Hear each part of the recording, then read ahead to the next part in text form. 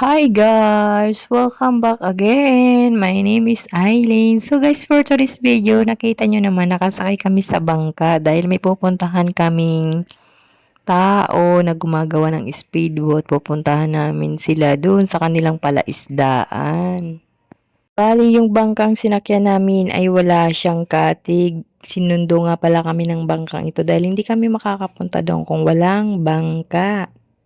Hindi namin talaga sinama si Queen kasi nga baka magbangka kami. Delikado, baka tumaob ba, tapos may kasama kaming bata. So, ayan na, pupunta kami dyan sa bahay na yan. Ayan. Sa kabila niyan ay palaisdaan. Ilog nga pala yan ng Bukawi. And hindi na nga pala ako nakapag-video doon dahil maraming tao. And then, sa oras na to ay bumalik na nga kami. So, kanina ay bangka. Tapos, pagbalik namin ay speedboat naman na maliit.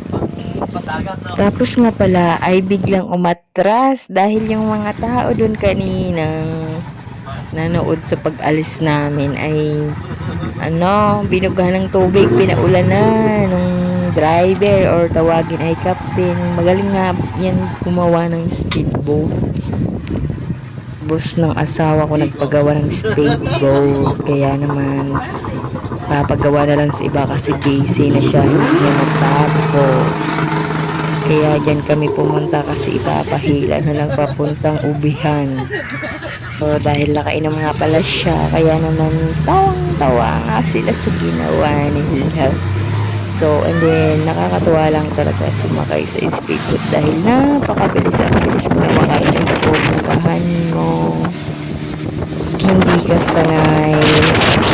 Parang natakot ka kasi iba yung takbo sa tubig.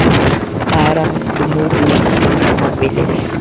Siyempre sila, kabisado na nila kung paano mag-drive. Oh, tignan nyo, ang bilis kaya niyan.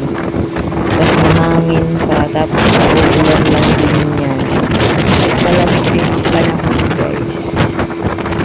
Guys, thank you again for watching. Maraming salamat sa inyong pagsubaybay. So, alam niyo na, maiksi lang to.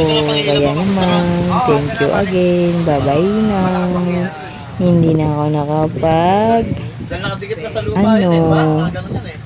outro. So, ayun. Bye!